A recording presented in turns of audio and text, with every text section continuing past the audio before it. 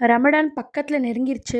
மொத்தமா kitchen clean பண்றதுக்கு நம்மனால முடியாது. ஸோ கொஞ்சம் கொஞ்சமா கிளீன் பண்ணலாமேன்னு தான் பாதி ஒர்க் ஸ்டார்ட் பண்ணிட்டேன். கவுண்டர் டாப்ல இருந்த கொஞ்சம் ஸ்பைசஸ் ஜார்ஸ்லாம் கிளீன் பண்ணிட்டு நல்லா கொஞ்சம் அடுக்கிட்டேன். மிச்சமா இருந்த ஜார்ஸ ஒன்னொன்னு எல்லாமே ஃபுல்லா கழுவி வச்சுட்டேன். நம்ம கிச்சன் கிளீனிங்ல இறங்கினா மொத்தமா நம்மனால முடியாது. ஸோ அதனால இன்னைக்கு வெறும் கவுண்டர் டாப் மட்டும் கிளீன் பண்ணி வச்சுக்கலாம் ஜார்ஸ்லான்னு சொல்லிட்டு தான் ஒன்னொன்னா எல்லாம் கழுவிட்டு இருக்கேன். அப்புறம் இந்த ஸ்பைசஸ்லாம் வச்சிருந்தேன் பார்த்தீங்களா, அந்த ஜார்லாம் வந்து ஆல்ரெடி நான் ஃபில் பண்ணுறப்பெல்லாம் கழுவி கழுவி வைப்பேன். ஸோ அதனால வெறும் ஈரத்துணி மட்டும் போட்டு நல்லா ஃபுல்லாக தொடச்சிட்டு ஒன்னொன்னா அடுக்கி வச்சுட்டேன்.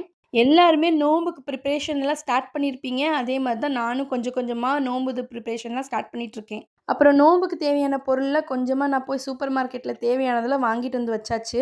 நெக்ஸ்ட் வீடியோவில் நான் என்னென்ன வாங்கினேன்னு உங்களுக்கு காமிக்கிறேன்.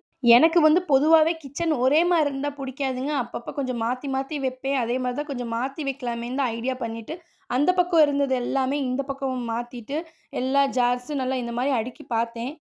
எனக்கு இந்த லுக்கு கொஞ்சம் நல்லா இருந்த மாதிரி இருந்துச்சு. ஸ்டவ் பக்கத்தில் வந்து சமைச்சு வச்ச பொருளாக இருந்துச்சு. அதெல்லாம் ஓரமாக வச்சுட்டு ஃபுல்லாக க்ளீன் பண்ணிவிட்டு தொடச்சி எல்லாம் வச்சாச்சு.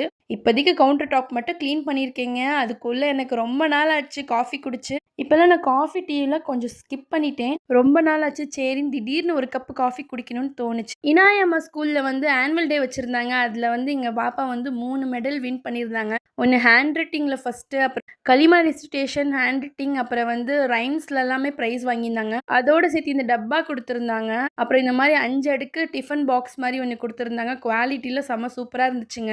நம்ம குழந்தைங்க ஸ்டேஜ் ஏறி ப்ரைஸ் வாங்கும் போது நம்மளுக்கு அவ்வளோ ப்ரௌடாக ஃபீல் ஆகுங்க இல்லையா? எனக்கும் அந்த மாதிரி தான் இருந்துச்சு. அப்புறம் இந்த மாதிரி பாக்ஸ், கத்தி வைக்கிற, ஸ்பூன் வைக்கிற ஸ்டாண்ட் மாதிரி ஒன்று கொடுத்துருந்தாங்க. அதுவும் செம்ம குவாலிட்டியாக இருந்துச்சு. அப்புறம் இந்த ஒரு சாப்பிங் போர்டு கொடுத்துருந்தாங்க. இது எதுக்கு கொடுத்தாங்கன்னா, எங்கள் பாப்பா தமிழ் வருடங்கள் 60 வந்து ஒப்பிச்சாங்க. ஸ்டேஜ் ஏறி எல்லாத்து முன்னாடி சொன்னாங்க. எனக்கு அந்த மூமெண்ட் அவ்வளோ சந்தோஷமாக இருந்துச்சு. ஒரு தாய்க்கு இதுக்கு மேலே என்னங்க வேணும்? என் பொண்ணு ஸ்டேஜ் ஏறி ப்ரைஸ் வாங்கும்போதுலாம் அவ்வளோ சந்தோஷமாக இருந்துச்சு. உங்களுக்கு உங்கள் குழந்தைங்க இந்த மாதிரி ப்ரைஸ் வாங்கும்போது ப்ரௌடாக ஃபீல் ஆகுமா? கமெண்ட்டில் சொல்லுங்கள். வீடியோ பிடிச்சிருந்தா 5 minutes டேடி சப்ஸ்கிரைப் பண்ணிக்கோங்க. லைக் பண்ணுங்கள், ஷேர் பண்ணுங்கள். மறக்காமல் இன்ஸ்டாவில் ஃபாலோ பண்ணிக்கோங்க.